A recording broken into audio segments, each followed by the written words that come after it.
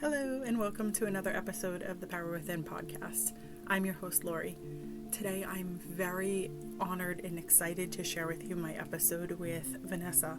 Vanessa is someone that I met a little while back, and I resonated with her quite a bit, and I really was excited when I asked her to come on the podcast, and she said she would. She is living off the grid in a really tiny place on a lot of land, and she's doing incredible things. She is homeschooling her two beautiful daughters. She is someone who speaks out and speaks up about the things going on in the world and isn't afraid to use her voice. She has her own small business that she's been building for 10 years, and it's incredible. She makes the most beautiful soap. She just sold another one of her small businesses. She is someone who inspires me, and I think she'll inspire you guys all.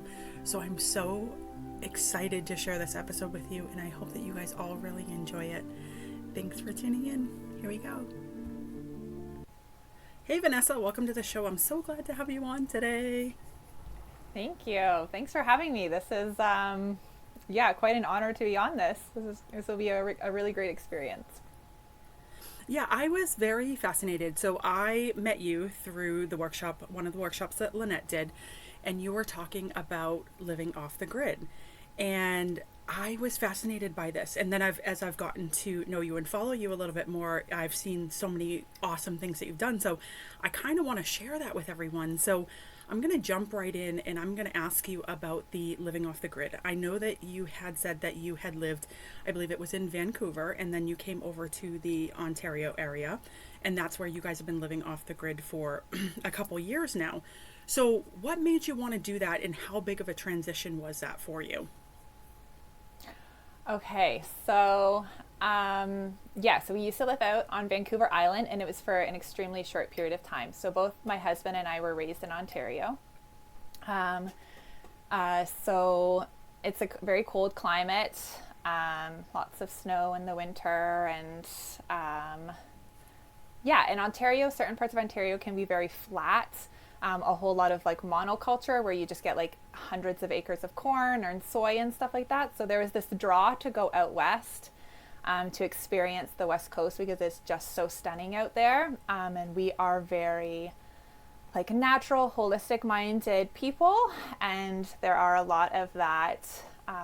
There's a lot of that type of thinking out there on that coast. So we were drawn out there. And then we came back for family. And we've always had this draw and this desire to live as lightly as we possibly can on the earth. And we'd always had this desire to live tiny as well. We've lived in, I think the largest house that we've lived in was like 1,200 square feet on the main floor, and then we had a basement kind of the same size. But other than that, we'd always lived quite small and quite minimalistically. When we moved back to Ontario, we hopped around a lot in Ontario, and we were really trying to find an area that felt like BC because we really did love it out there, and that felt like we could really set down some roots and build a home.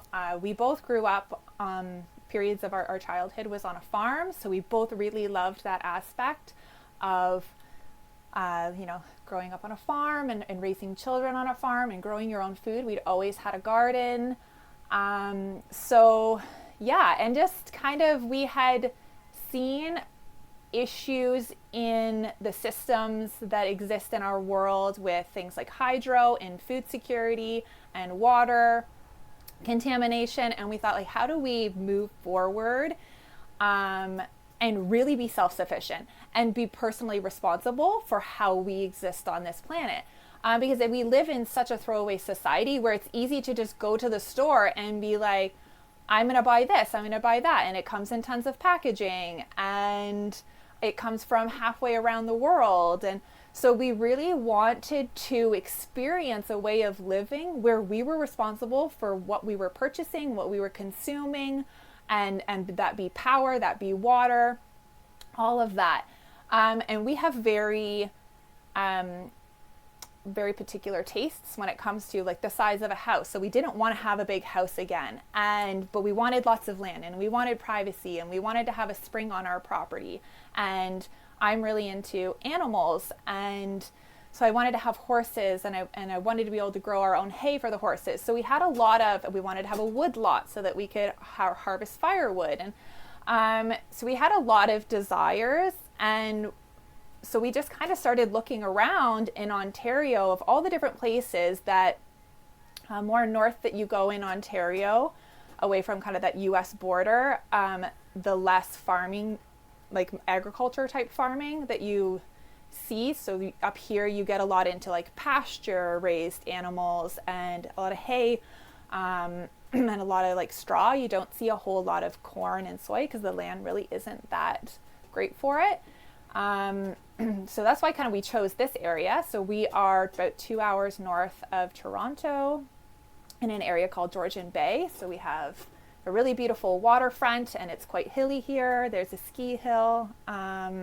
So yeah, we just started looking around at places that were for sale, and everything that had a house and a barn on it, like either the house was massive or it didn't really have quite the layout of the land that we were looking for. So then we started to look at vacant land.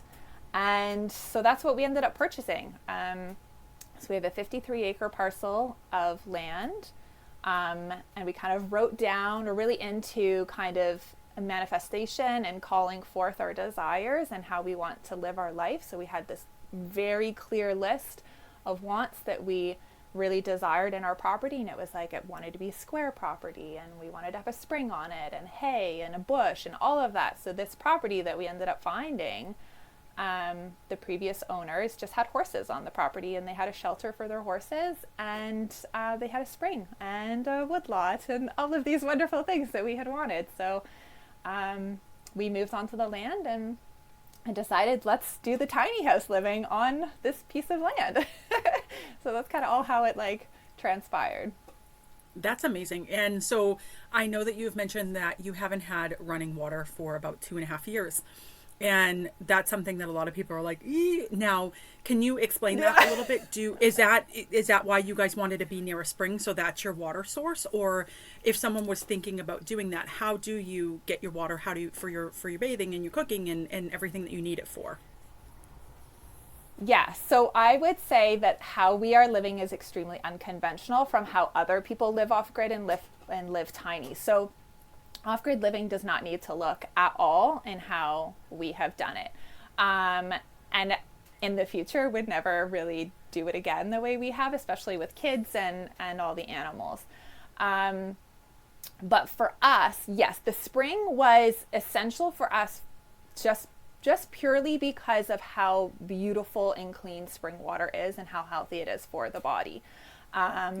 It's, I don't know what, you get city water that's contaminated with pharmaceuticals, and then you have fluoride in it, and they chlorinate the water, and it's just something we really did not want. And then well water can also have contaminants in it. We had looked at so many properties before that had been contaminated by agricultural runoff of like cow manure or pig manure. So then you have all different kinds of bacteria that is in your water that you don't want. And then sometimes well water can be really harsh, really hard water, so then it clogs pipelines and things like that. So we just really wanted spring water because we knew how healthy it is to drink that. So that's why we had really wanted a property with spring water. Our property does have a well, but it's something that we only use for kind of like the animals during spring, summer, fall, and then also for watering our gardens. But our spring water is where we get our drinking water. And then this time of year, we also get all of our animal water from the spring. And we are not advanced at all in how we get it. We have 4-liter jugs of water that we purchase from the grocery store. And we carry those jugs down to our spring. So we have, our cabin is on one side of the property and the spring's all the way on the other side in a bush. So in the landscape in this area is, if anybody that's listening isn't familiar with it, they call it the Niagara Escarpment. So it goes all the way from Niagara, which is, quite a distance away from us, but then that escarpment travels all the way through on like parts of Ontario over to where we are. And it's very rocky. and lots of caves and crevices. It's hilly. So that's what our property is like in our bush. So to go from our cabin to the spring is quite a trek. You're like 750 feet one way, and then you go through the bush, and you kind of have to like traverse all of these hills and caves and crevices to get to the spring. So it's quite an ordeal in the wintertime. And usually we go twice a day, and we fill our jugs of water, and the animals get this beautiful fresh spring water. And it's really helpful in the winter, and we would not have survived on this property without that spring. It's been pretty amazing to have. That is awesome. And you were talking about like your animals and earlier growing food. And I love that because, I think it's really important that people know how to take care of themselves. So this is something that really fascinated me with what you guys are doing. So do you grow enough food for you to be able to harvest to sustain you through this time? Or do you still have to kind of balance it a little bit right now with like going to the grocery store? And for your animals, like what kind of animals do you have? And do you have, like, I'm assuming maybe like chickens or something and with the eggs and stuff like that? And when you do have animals, sometimes it can be hard too because of outside elements. Do you have to have certain enclosures or things like that? Or do you just have free range? Yeah, okay. So as far as growing our food, we have not perfected the art of growing enough to last us all year round. And then also, so we don't call ourselves vegan. Our children every now and then like to eat meat. But it's consciously, I personally have a hard time with it because I have a very emotional connection to my animals. And I'll get into that in the next part of your question. But our animals a lot of them are rescues. So it's very challenging the way we eat to be completely self-sufficient because we don't raise our own meat and we don't have our own dairy or butter or eggs. So I actually purchase a lot of my stuff in bulk that we do not grow ourselves. So I just handed off another business that I had started, and it was a baked goods business, and it was a vegan, gluten-free, organic baked goods business that I started years ago when we moved to this area. And I just handed the reins off to somebody else to kind of take over because they don't have the time for it. But because of that business, I had access to wholesale accounts. So I would buy in, well, I still have access to them, but we buy in like 5 kilos of quinoa and 5 kilos of brown rice and 5 kilos of beans. And so we get all of our grains in bulk, and then we store that. And then we don't have a root cellar on the property, so it can make it very challenging storing any type of root crop. But yeah, we try as best as we can, and we're always learning, we're always evolving. I have some close friends that are incredible at, like 90% of what they eat is what they grow, and then they bring in, the rice and the grains and things like that. So yeah, we do still rely on the grocery store, but I try to buy local when I can. And if I'm not buying local, then I'm buying organic and sustainable and fair trade.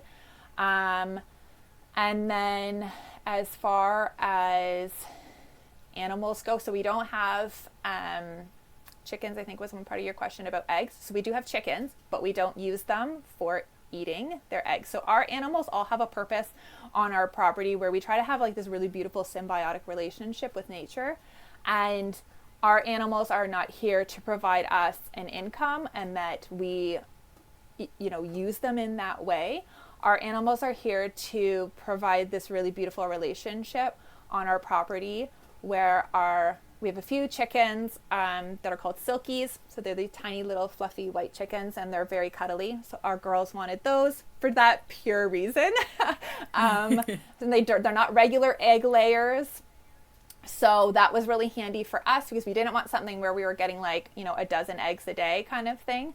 So we have just those chickens just because they're cute, cuddly little pets. And then we have ducks because they're really great at eating slugs and snails and other things that are in your garden that are going to actually damage your plants. Once again, like my one daughter is just a bird fanatic, and she gets that from my dad. So the birds are her kind of project. So she has the chickens, and she really wanted ducks.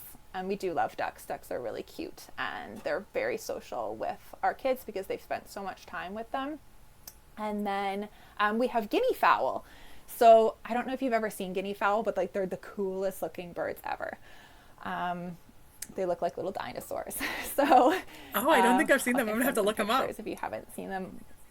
Oh yeah, so if you go onto my Instagram, you'll see pictures of them, but they look like little dinosaurs. They're the coolest birds ever. And the reason why we got them is because one of their favorite foods is ticks. And that's a problem that we have in our area. So I don't know if that's an issue kind of down for you guys when you're out in like the woods and stuff. So, and I'm not one for using tick medications and flea medications and things like that on our animals. So I'm like, okay, well, what would nature do? How would nature deal with an issue of a tick population? So I'm like, okay, well, what animals like to eat ticks? So then I started doing research, and then my parents had guinea fowl as well when I was a kid.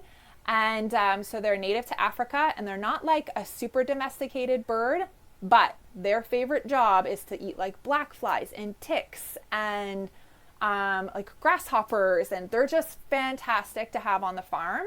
And they are, because they're not very domesticated, they're still very aware of their surroundings. So when eagles and hawks and that are flying overhead, they sound the alarm to warn the other birds. And it's like, take cover. So there's this really beautiful relationship with them on our farm. And when we first bought the place, we had a tick issue, and then we haven't had a tick issue since. So yeah, they're a super integral part of our farm. And then I think the other part of your question was like shelter and how do we cope with kind of, especially this season, with animals. So we have 4 horses, and then we have 7 goats, and then we have the birds, and then we have barn cats, and then we have dogs. And our horses just have what they call a loose house shelter. So I try to mimic nature as much as possible. So when I think of how to care for our animals, I'm like, how would they live in nature? And then because of that, can I not only give them like the modern conveniences of always having fresh water and then shelter, but also giving them the type of life where they're able to move around freely and they don't feel like they're a caged animal. So we don't have stalls for our horses to go in at night, because I personally was just kind of like, would I want to be trapped in a stall for like 8 to 10 hours a night and I can't move out of it? And so, movement's really important, especially in the winter time with horses. You want them to be able to move, because when we think of ourselves, what happens when we move around a lot, right? Our blood starts flowing better and our heart rate increases, and then we can warm ourselves up. So I found that was really important for our horses to be able to kind of move around. So they just have a big open shelter where it has, a little doorway they can walk in and get out of the weather if they really want to. But it allows them to just, like I said, move around freely. And then we have a coop for our birds with a little attached aviary that is semi-insulated for them, because with the guinea fowl technically being from Africa, like they don't have feathers on their head either, so they're not quite as hardy. But we had felt like negative 33 last year for us. I don't know what that is in American, so it's cold. Yeah, we get similar weather. So it's cold. Yeah. So having a nice warm place for them was important. And then our goats are the same thing. They're just a loose housing, just like the horses. And then we just make sure their bedding is really like a deep bedded area, because they like to kind of like root around in the hay and then tuck themselves in, or like the shavings. So yeah, it's been relatively easy for taking care of the animals. The only hard thing is freezing water. Yeah.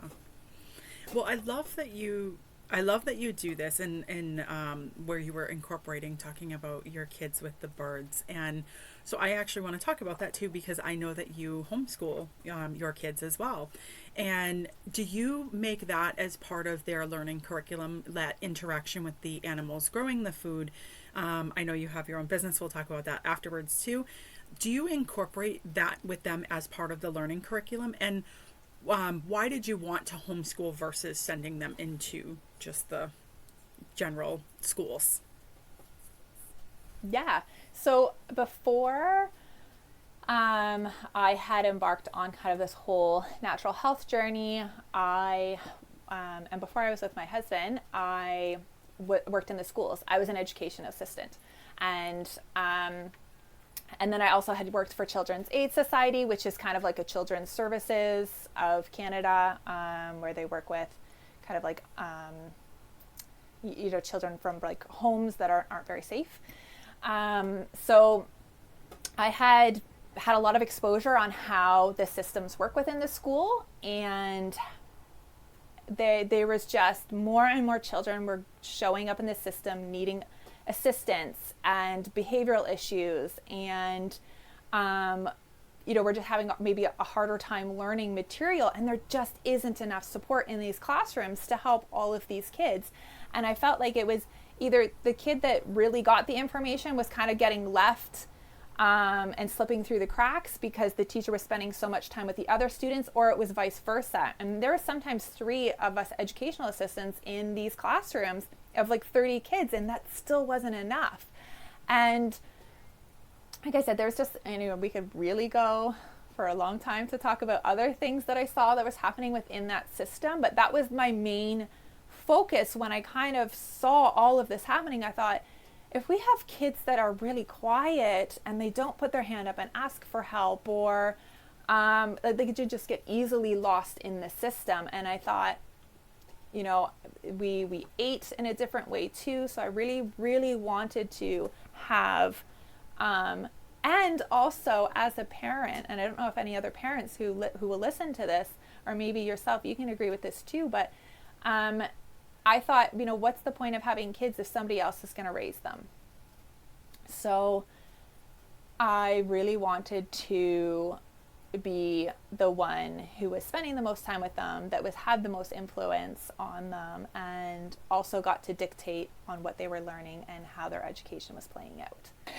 I think that something that's really too important is, a lot of times, I used to look at like people who would be homeschooled and I'd be like, oh, they're weird, but it's not that, because even now as I've gotten older, I'm like, a lot of like your common knowledge, basic stuff that you would learn, the schools aren't teaching that stuff anymore. So you're learning a bunch of stuff that's relatively useless.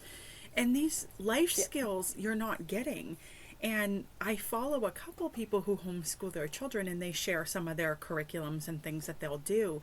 And I'm like, wait, they're learning about like a lot of things that have been lost, a lot of values and morals, and, like things that are important to them in their own lives. And that's something that I'm like, I want to talk about that. And I want to, like, especially, I'm not a parent, but I know if I ever had kids like now, I'm like, I would want to homeschool my kids.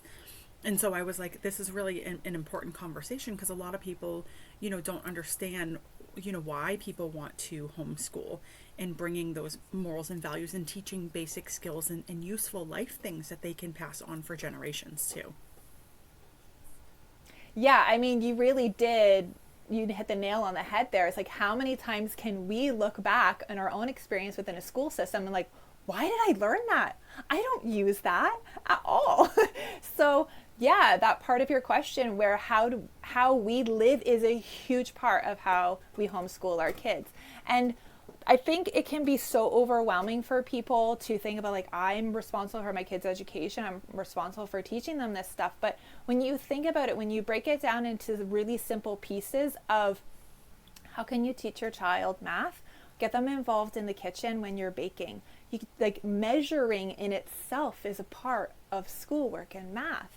When my husband's building things on the property, my daughters who are 9 and 7, they have their own cute little tool belts and their own measuring tapes and their own hammer, and they're out there with him, and he'll measure out a board of wood of length that he needs, and he says, okay, Beth, I need it to be 29.25 inches. And she goes out there with her wood. She's got the wood on her table, and she's got her measuring tape, and she's out there measuring, and she puts the mark on, then he comes over and he cuts it. So and then they know how to garden. There's so many beautiful life skills that our kids are lacking nowadays. Our adults are lacking nowadays. And that was so important to us, because I thought, what happens if the crap hit the fan and my kid doesn't know how to cook a meal and they can't get into the heaven forbid, what skills was I taught from my parents and then also from school, because we had home ec. We had classes where you had to learn how to do certain things, and they don't have that anymore. So I really wanted that to be the focus for our kids, because it comes back to this personal responsibility and self-sustainability. And it also comes back to, if you have a rip in your jeans, are you just going to throw them out, or do you know how to sew it and fix it? So it's just, super important to us to teach them life skills, rather than how to use a phone and a computer or a laptop or a tablet. Kids pick that stuff up so easily. We didn't really think that needed to be at the forefront of what they learned. So, I really, really agree with you that it's so important to teach them other skills. Yeah, and I think something that I've seen personally, that I've seen in society, and when I do participate on social media and I'm taking in stuff, is that there's this now, I remember growing up, and it wasn't weird to see mom staying home and being a homemaker. And one of my friends, Yep. She had posted about this recently, because people were like, oh, do you not feel sustained because you don't have a career, you don't have that? And she's like, I do. She goes, it's taking care of my family. And I feel now everything is, let's just overwork, let's have both parents at work, there's no one home with the kids, it doesn't matter, let's just get money, let's give them. And you've gotten all these kids who are just spoiled rotten brats, realistically. I'm not being that way, and they don't know how to do anything for themselves. And you have parents who have these big beautiful homes, fancy cars, and all this stuff, and all the money that they could want, but their home lives are not what they should be. The kids barely know their parents, and they just want, and there's this kind of stigma with women now, if you're a homemaker, you're a bottom dweller, and Right. you got to have a career, and you got to have all this stuff. And I'm like, wait a minute, hold on. I think honestly, sure, some people, there's no other options, and that's what they have to do, and to take care of themselves and things. And I get that, not taking that away from anybody, but I think that we should look at it in a way, if you are able to look at it from that perspective, and if you're able to live like that, it's important and it's beautiful to see moms at home with their kids. Like you said, you and your husband are teaching your kids how to measure, how to bake, how to cut things, how to build things, how to interact with animals. And I think that that's incredible, and I think that that's the type of life skills that are lacking, and that the parents aren't teaching their kids. So now we're just living off of, let's get an Uber to drive us out to a bar, and I don't feel like cooking tonight, so every night let's just order from DoorDash or something like that. And we're taking in all these unhealthy options and feeding ourselves all this garbage. And that's something that a few years ago, even myself, I was like, nope, I want to start clean. And so now I make all my own juices, and I try to keep everything. I don't really eat any animals. I love animals too, so I felt with you when you were talking about that connection.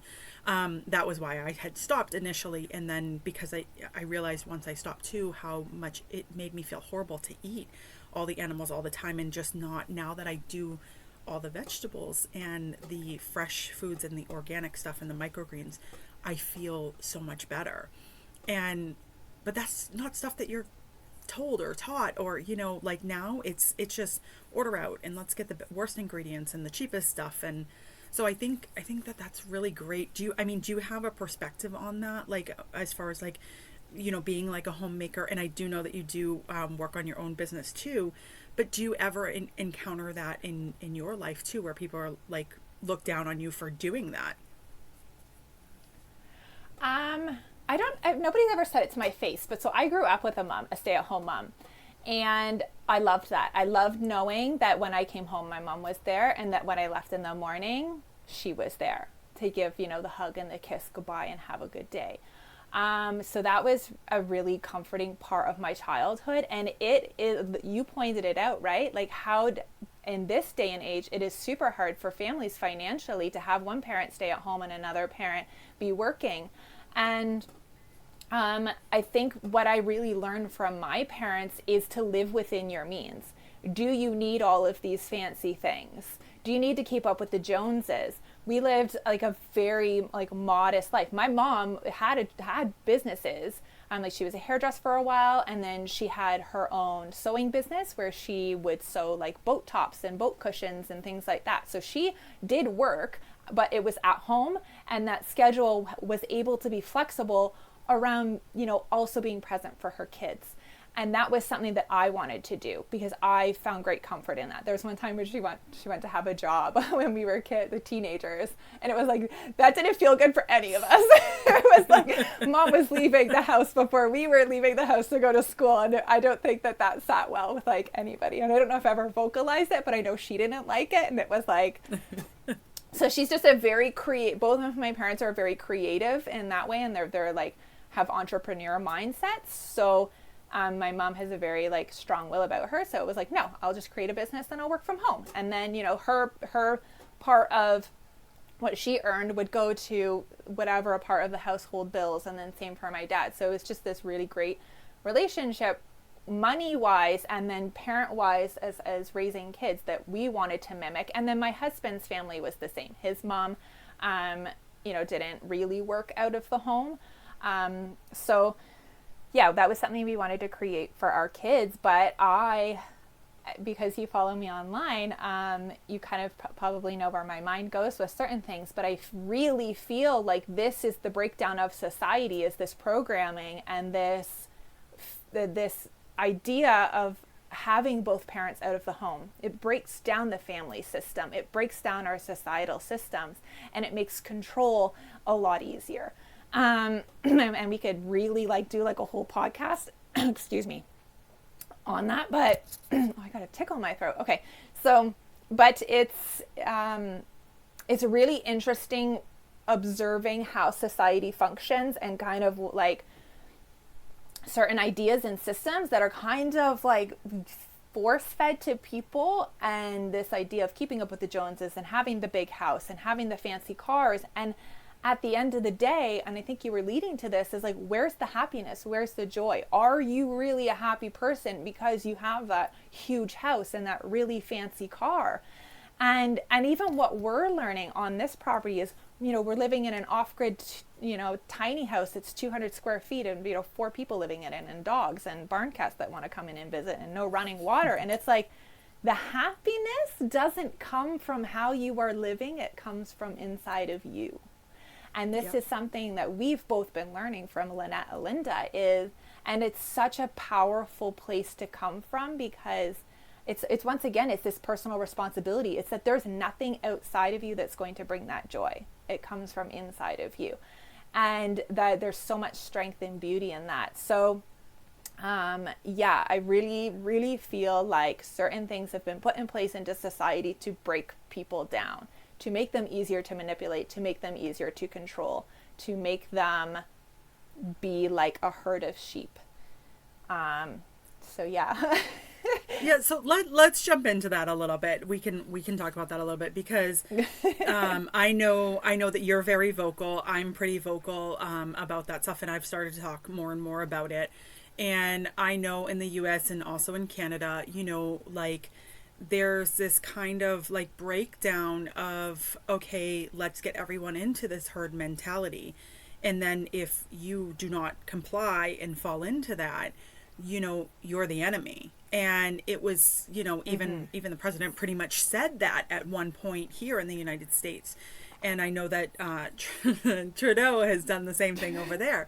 So It's this, do you think some of this starts from the, like, I know I'm one of the few in my family who felt this way initially, and it was hard because I lost a lot of those connections because of taking that stance.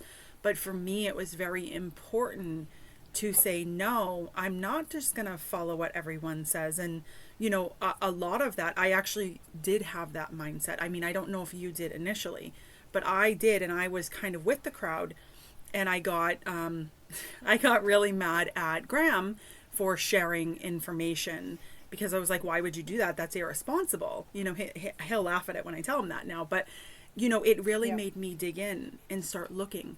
And I was like, wait, this stuff isn't stuff that if you don't go looking for it, that you're going to find easily. And I did dig in and do that. And I think that, there is so much division, and there is so much because we're able to do that. And like you said, everyone is just searching for things outside of themselves instead of inside of themselves, and saying, hey, wait, let's stop. Let's feel this. Does this feel right? Does this not feel right? And, do you experience that? Like, I know I've done some, protests and stuff here with people, and sometimes people can get really upset when you go against that grain. And it's a tough feeling to kind of take that stance and speak out. And I know that you do a lot of that as well on your social media that I've seen. Yeah, so there's a little bit of a backstory to this, because I know you were kind of leading up in one of your questions of like, how has this been for you? So when I got together with my husband, he was diagnosed with a condition called ulcerative colitis, and like an incurable condition. So it's like a bowel disease. His diagnosis had changed a couple times, and the doctors had a very glim outlook for him, where it was like, you're probably going to get bowel cancer. We could remove your bowels now, and you can just be on like, a poop bag, right?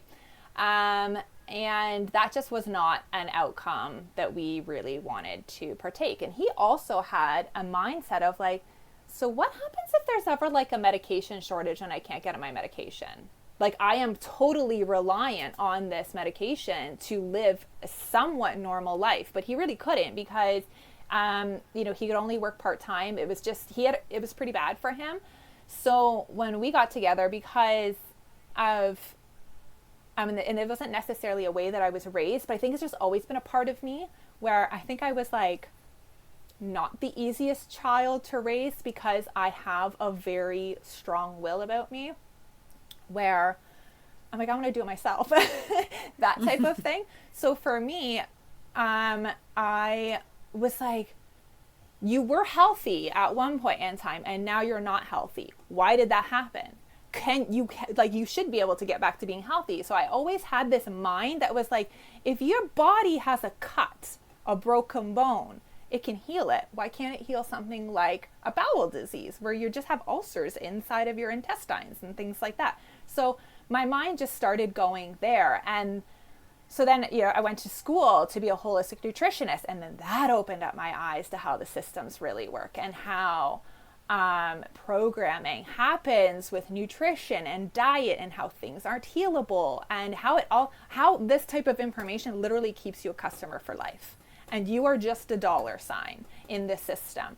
So we ended up healing him years later, no medication. He's had no medication for like 9 years. He ended up taking work off, going right off of work. He did a medical leave of absence, and it took him about 8 or 9 months. And he did a juicing diet and smoothie. And what he did was, it rested his bowels, and it allowed his bowels to actually heal. And then he was flooded with nutrients that helped the body to heal. And he was flooded with nutrients that helped the body to detox all of these really harsh, heavy medications that they put him on. So that was kind of like our first, like, whoa, there's a whole lot here that we didn't even know about. And then we had kids, and we had one kid in the hospital. And then it was like, okay, here's a whole other realm of issues within the system. And then we had one at home, and it was this beautiful home birth. And it was just totally, totally different experience. And then me, of course, working in the schools, there were systems that I had noticed beforehand as well. So it was like all of this stuff had actually prepared us for what has happened in the last almost 3 years. It's almost been 3 years, right?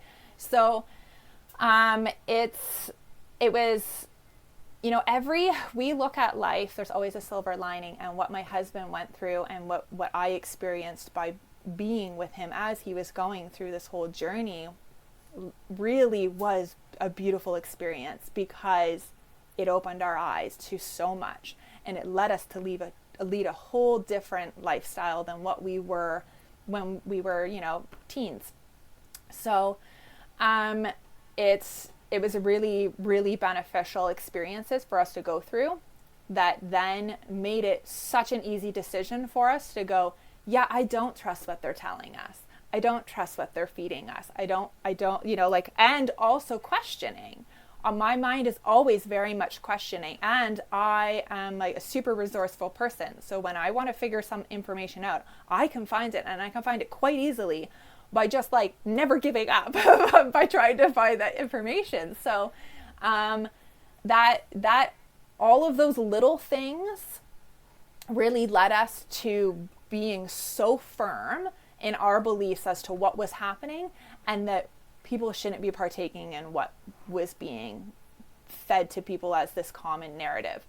And so in our family, we were already kind of like the black sheep. And not that our family was mean or rude to us in how we lived, because I breastfed for an extra long period of time. And then, of course, having a home birth. And it wasn't just like a regular home birth. It was a water birth. And we chose not to vaccinate our kids right from day one. And we chose not to feed meat, you know, as their first food, or grains as their first food. So we had like always done things differently than that mainstream narrative and system. So our family was already like probably like, oh, here goes Ben and Vanessa again. But and we in the very beginning of our journey, we were quite vocal about different things, and we weren't the greatest at expressing that, because both Ben and I love, and we love hard, and we are very like emotional and passionate people about stuff. We don't always express things in the best way, and this is a part of the journey of where we're coming to this place of like, how do you help people see a different point of view? And it definitely wasn't from like pointing a finger in their face and being like, this is how you need to do it. So we're trying to come from a place of people are on their own journey. People are going to learn stuff at their own pace. It is going to be excruciating to watch people make decisions about their health, their children's health, that we know is going to have detrimental like effects and impacts on them. But we're like, oh, it's their journey. They just have to figure it out on their own. And we can help like feed them little pieces of information if they're open to it. But that's been the biggest struggle that I've had. So we had like some heated conversations with family. Ben and I don't have like super close friend networks because we're not like overly social people. So there wasn't like an issue with friends and losing those types of relationships. So we definitely had like some relationships where family members were very opposed to our thoughts and our ideas, and some nasty things were said. So that was really hard, because and everybody's just coming from this from a place of doing what they think is best. But it can be super hurtful when you're on this side of history, and you know you have people that are like wishing ill on you and your family because of a choice that you have made. But we were just, there's this really deep inner knowing and intuition that you kind of come to in life. And it was just like, oh, I'm not budging on this, because there is just something inside of me that is just like, this is not good. And as more things come out, we're kind of seeing that all play out, and kind of what Ben and I had in the very beginning, we were like, what is this virus? And yeah, okay, we'll wear the masks. And when we were selling vegetables at our last place, it was like people would come in the garage and put their money on the counter and like grab their food and leave. And then we'd leave the money there for like days because we thought, oh my gosh, like, is this something really to worry about? And then when like our government didn't shut borders down or stop flights or didn't like, I was like, but if this is so bad, wouldn't we want to just like live as like Canada in a bubble and Canada can still kind of function and like we just keep the virus out, and just like thing after thing after thing kept happening. And it was like, this isn't making sense. And so then it just really spiraled this thought process and this like, deep dive into what was really happening. And we'd been aware for a while of like, I don't like the word elites, because when you look up the term elite, it's like something that's better than, right? Mm-hmm. And I'm like, they're not better than us. So I call them the psychopaths of the world. I'm like, I really don't like that word elite. So just how these systems have come into play. And so yeah, it's been an interesting couple of years, definitely. Yeah, but I really wouldn't change it. Yeah, I think it taught people a lot these last couple years about like control. And like you said, at first everyone was compliant, but I think that it started to be, let's push the boundaries, let's take away this, let's take away that. And then people started pushing back and going, no, wait, hold on, this isn't right. And you can see, I was seeing on social media, a couple of people are showing stuff about China trying to start the lockdowns again right now, and people are starting to fight back against that.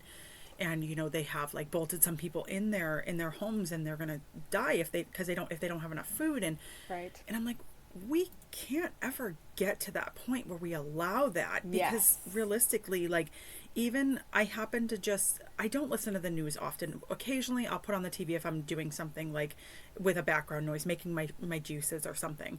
And I was hearing this morning, they were like, oh, this state and that state, the hospital beds are all starting to fill up, and it's really important for people to get vaccinated. And I'm like, this is something that's not going to go away. Like, we're not gonna, it's here now. It's something we have to deal with. Everyone's gonna get immune to it, whether you decided to get vaccinated or you did not. And it's just something to live with now, but it's not something to close down. It's not something for control anymore. And people I don't think are going to tolerate, because you're even seeing some of I know some people who initially ran with everything, and they're like, I got what I need to get done. I don't want to do any more, not unless it's like rolled up into one, and that's their choice to do that. But I think that the government saw how much control they could take before, and now they're trying to do it, and you see it in different forms. Like, Trudeau and Biden and everyone, they've both said, oh, there's going to be food shortages, there's going to be this, there's going to be that. And you're like, how much are you trying to control? You know what I mean? Mm-hmm. Mm-hmm. Yeah, so that was kind of the stance that when it really first started happening, because we have such a strong like natural health background, and we saw the miracle and the wonders of it with healing my husband, and then the doctors being like, I don't know how this happened. Like, I don't think he's actually healed, even though, colonoscopy showed that he was healed. So we really had this very strong belief in that if this was for keeping people safe and keeping people alive, why is it that McDonald's and all these places were open and the nice little health food restaurant is the one that gets shut down? Why is it that you're pushing masking and you're pushing, social distancing and all these other things, but you're not pushing, guys, you need to start eating healthier. This is, increase your vitamin D intake, increase your zinc intake, increase your vitamin C. Like, there was nothing at all about that type of information. And I thought, this isn't about keeping people healthy. No. Because even masking, my husband's an electrician. So for him, when he has to work in certain houses, he has to have certain types of masks. And he's like, the mask that they're recommending, it doesn't stop anything. Literally doesn't stop anything. So what's the point of this? So then you start to kind of like look at psychology, which when I went to school the first time was for a child and youth worker. So you talk about psychology there, and you start talking about like, how does fear get instilled and control and all of these things? And then it just really became even more clear to us what the end goal was.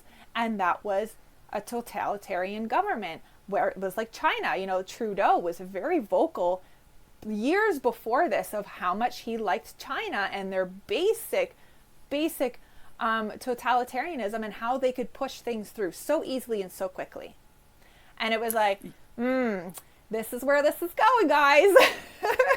Yeah, and it's so funny now because you can see like the contradictions. I did see something with Trudeau talking about how he stands with the people like protesting, and I'm like, really?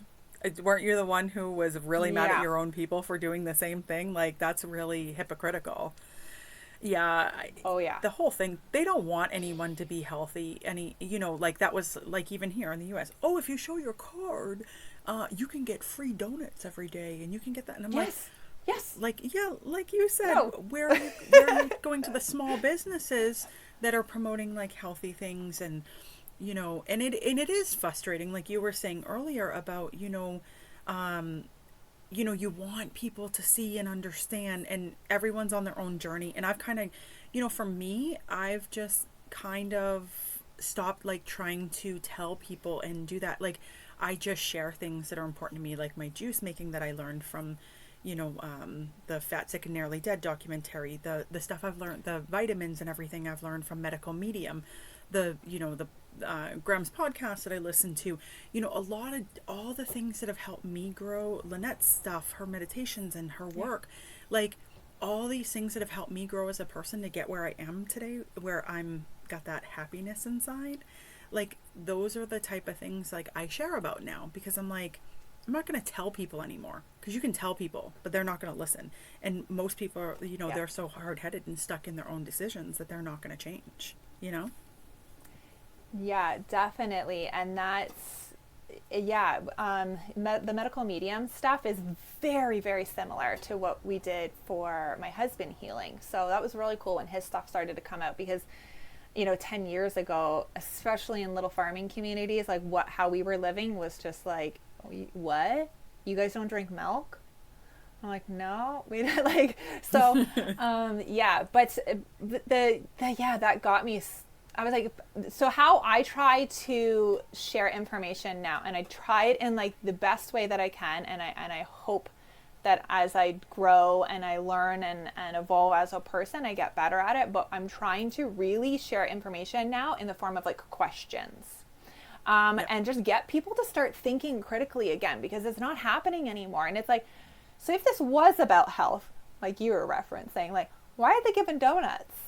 Why are little kids getting like an ice cream cone for getting it? So that just really did not make sense at all to me. And it's like to me, that was bribery. As a parent, when you raise your children, you're like, no, how does this really work? Bribery and using those types of tactics. So, but yeah, it's been really interesting to kind of watch. But yeah, I try my best to present information to people as a part of a question, so that they can really think like, well, if this keeps going, where could it go, and what could happen, and what would things look like, and and the fact that you can't ask certain questions is really mind-blowing. And the fact that so many doctors were shut down, lost their licenses, were called crazy, all because they asked simple questions. And I'm sure it was like this. Well, in the States, we follow a lot of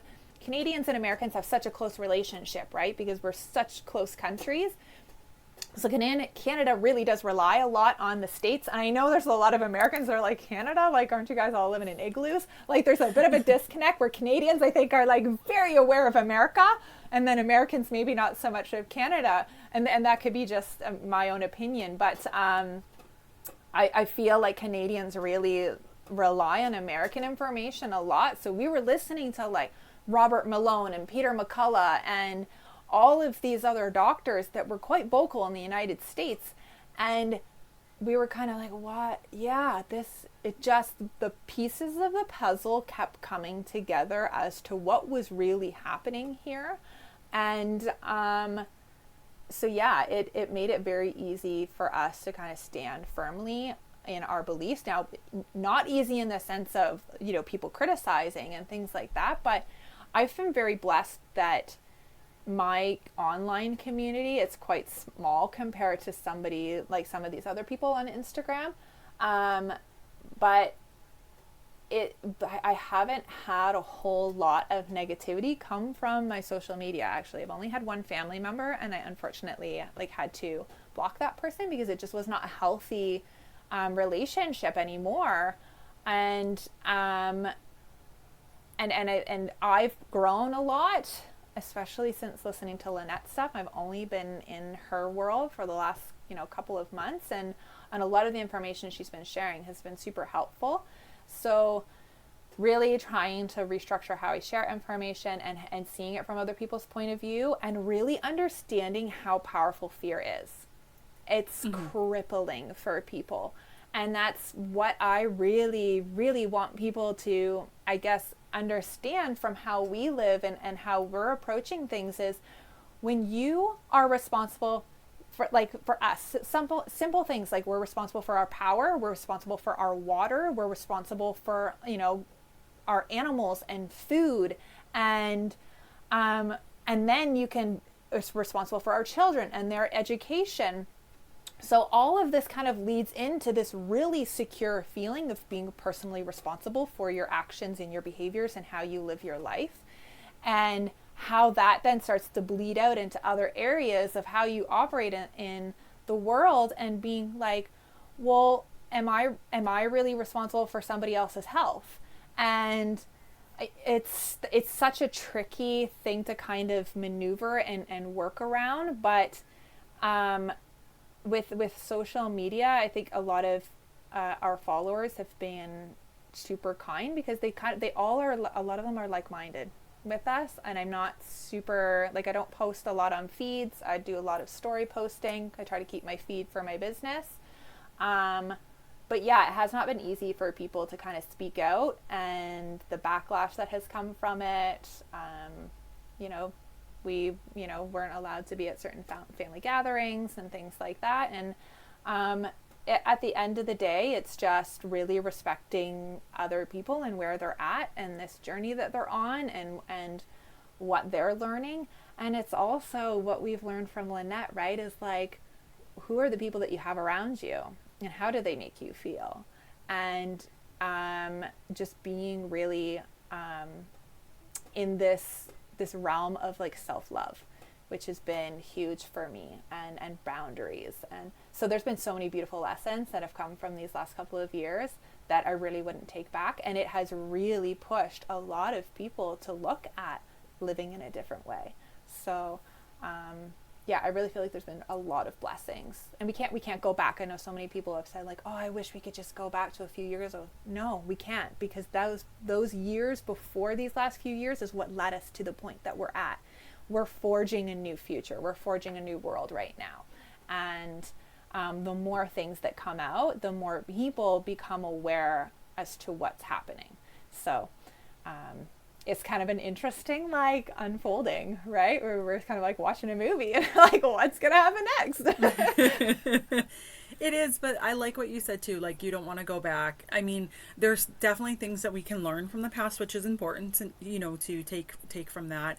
But I think that going forward, like you said, blessings, because honestly, a lot of us have changed so much, and we have become self-reliant. We have learned to trust ourselves, to love ourselves, to, get rid of the people that we were allowing around us that were, basically poking holes in our boat as we were, going through the water. And, so it really has helped clear out that and kind of make way for this beautiful, way.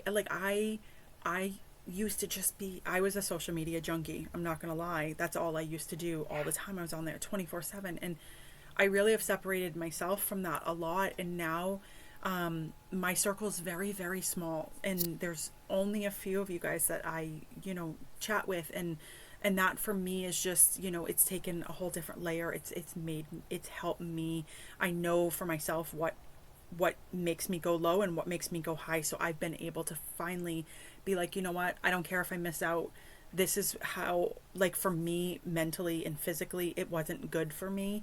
So what I found is, getting involved in the, growing the food and taking care of my health and my happiness and getting out in my community and seeing those, balancing all those little things. And that's where all this like happiness I find comes from. And it's made me aware of what's going on around me. And I never would have been this person a few years ago.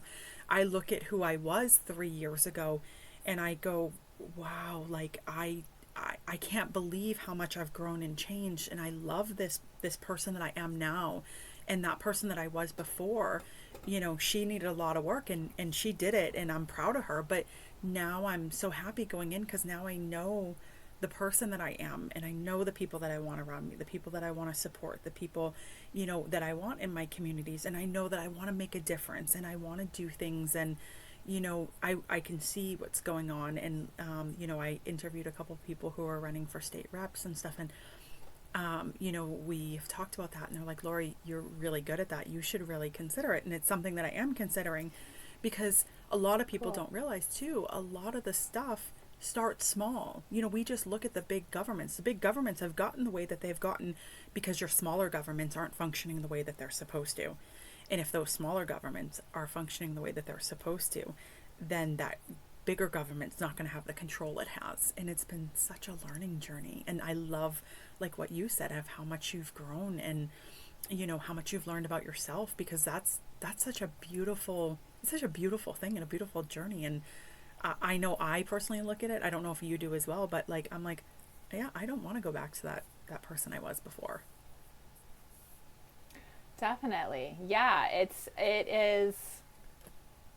been such a cool journey of really finding that voice, and knowing that voice matters, and that the message that this voice has to share is important, and doing it in a way that is kind and respectful of others is a process in and of itself.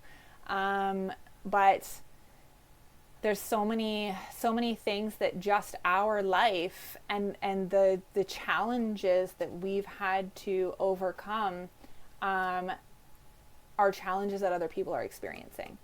And so to share those and really help the world with that information, and I think is so important.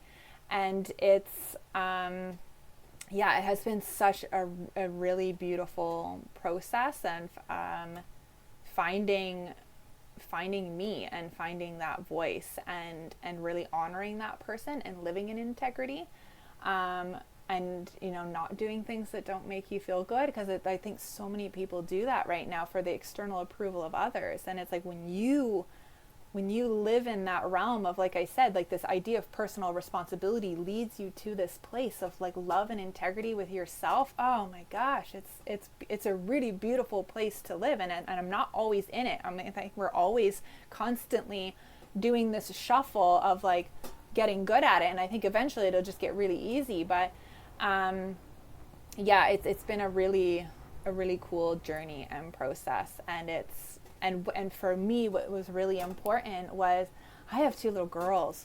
What type of a role model do I want to be for them? And how do I want to exist as a mother and as a woman in their eyes? So then that leads them on their own beautiful journey. And our kids are pretty cool kids.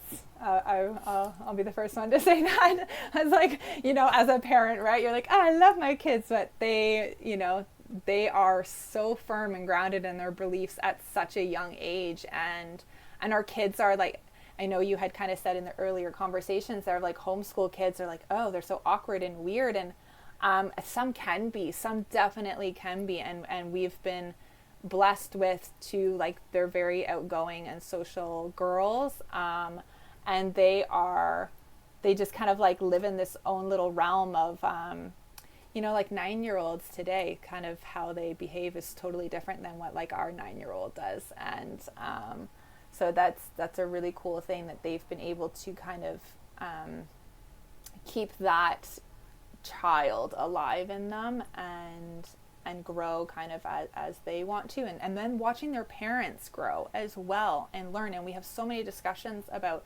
spirituality and personal growth with them, and the conversations these kids can have and how they can like articulate their feelings is a really cool experience.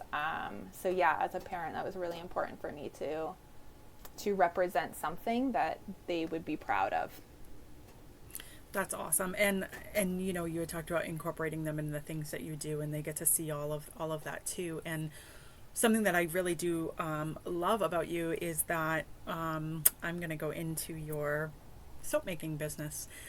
You really incorporate those values too into that, and you have done I actually took your soap making workshop, and you talked about how even the ingredients that you put into your soap, you're so cautious about that, and you and things that you will buy, you'll make sure that you won't buy from like places that have like child labor and all of that. And I love that. I was like, even in her soap making process, there's this genuine love and wanting to keep things natural. And so I know you've been doing soap making for 10 years. You have these beautiful soaps that you're making.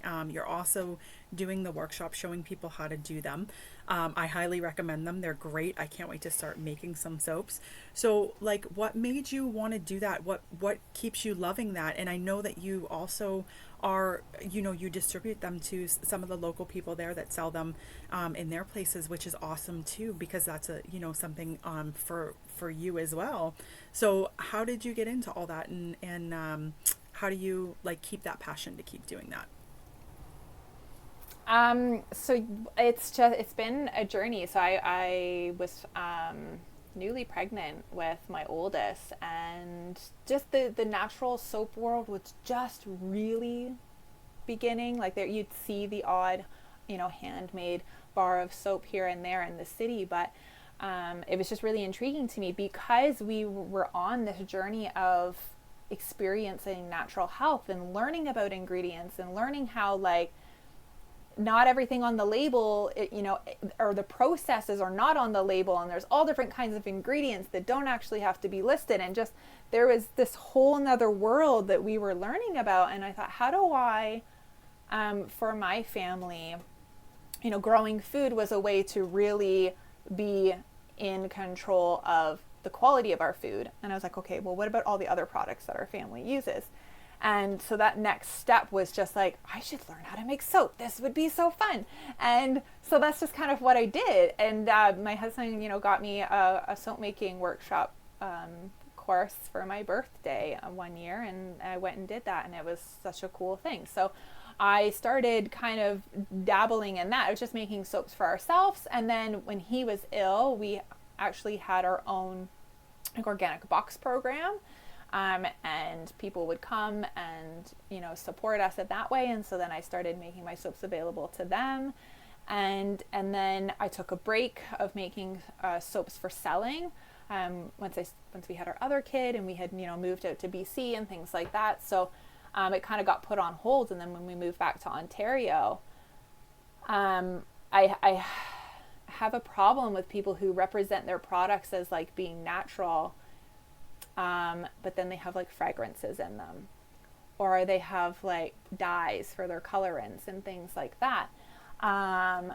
So I was like, I have to get back into selling my soaps again because there has to be something in our area on the market that is truly natural and good for you. And the business, and not to say that these owners don't have integrity and that they're selling something falsely, is they just might not have the education that that's actually not a natural ingredient. So that's not like a dig at them or anything like that, but it was just, I really wanted to have something available for our community. And that's kind of how like the baked goods business started as well, is that every time my husband and I went out and we wanted to pick up a treat or something like that after grocery shopping or doing errands, I was like, there's nothing available that we can eat.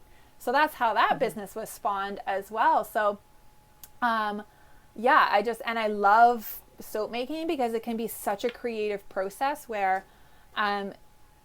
baking in itself is really you kind of stick to the same ingredients and you get the same results every single time, and you kind of want like your cookies to look exactly the same. So it was fun that I could create new recipes and have people really love those foods and those recipes, But for me, soap making is totally different because like I can make the exact same bar of soap where the end result is I'm wanting it to be pink and I want a swirl in it, but every time the swirl's going to be different. So then it's just like a whole new experience. And I'm a person that loves change and new experiences and adventure and things like that. So that soap making business is really fun for me because I can use that same base recipe that never changes, but the end product is always going to look different, which I find is really cool because that's just me and that like feminine energy of creating that I really like being in. And the soap always turns out to be usable. It just doesn't look maybe the same with each batch, which I really enjoy that process. So, and it's like I said, you get to control the ingredients, you get to control the quality of it, and it's something that I feel really good at putting out into our local community, and being able to say like, I stand in integrity with the ingredients that are in this, and I know that it's good for you and it's good for the planet, and yeah. So it's a fun process. Well, you do make really beautiful soaps. And so I know the name of your soap company is Bayview Acre Soap. And you've started doing the workshops as well. I know I did the basic one that you had done. If people want to join those or be able to go and watch them, they can contact you and buy to get the workshop. And I know you were going to be doing the salt one. Is that something that you're going to continue doing if people are interested in wanting to go to those or to purchase the prior ones from you to learn? Yeah. So the prior ones so I did actually the salt one this morning. So that was really fun. And yeah, I will continue as long as there's the demand there. I've just always had people who've been like, can you teach me how to do this? And living tiny, don't have a huge space where I can host people. So I was like, well, what if we just did one online and then you guys can be like at home in your pajamas watching me make soap. So I thought that was just a really easy way of being able to use technology to our advantage and make it work for us. So, yeah, so if I mean, you'll probably put in like the show notes of how to contact me, but like Instagram would be the easiest way to get a hold of me. And then from there, I can link people up to the groups and they're run on Facebook. And then I just do the videos inside of private Facebook groups. And then that allows people to also have support if they have any questions or like a batch of soap failed and they're like, Vanessa, I don't know what happened. What do I do? So I really wanted to do it in a way that people felt a part of like a little soap community and they had the support and just make it really fun and interactive for people. So yeah, I will totally worth it as long as there's, I guess, a demand. You do a wonderful job, so I highly recommend them to everyone. Thank you so much for coming on, Vanessa. I love this conversation and I love watching what you're doing. You're doing amazing and raising your girls awesome and sharing so much with the world. So congratulations on all of it. Thank you. Thank you very much. It's like a super, super wonderful journey of like, you know, our animals and the rescuing process of that, and then like business and just like learning how to live off grid and really like honing in on what we've been doing is like, how do we want to live our life and what do we want our future to look like? So, you know, with that being said, like we never kind of got into it, but like our place is for sale and we are actually moving back out to Vancouver Island area and we're gonna stay there for longer than what we did the last time because we've just these last 2 years for so many people have been this journey where they're like, what do I want to do? Like, do I want to keep working at the same job? Do I want to keep living in the same place? You know? So, yeah, but it'll still be off grid and we'll still kind of keep with those same ideas. I'm going to have a bigger house because 200 square feet's a little. And running water, that would be lovely. But the whole idea with this property was for us to live tiny for a little while and then build an actual house on it. But you know, the pandemic happened and then it really led us to being like, what are we doing? Why are we living in Ontario? So yeah, it's leading us back out there. So yeah, I know we have some similar interests about like sunsets and whale watching and hiking. So you're gonna have to come out and visit us, and we'll host you and we'll do some fun stuff together. Oh, absolutely. That sounds like fun. Thank you so much. You're welcome.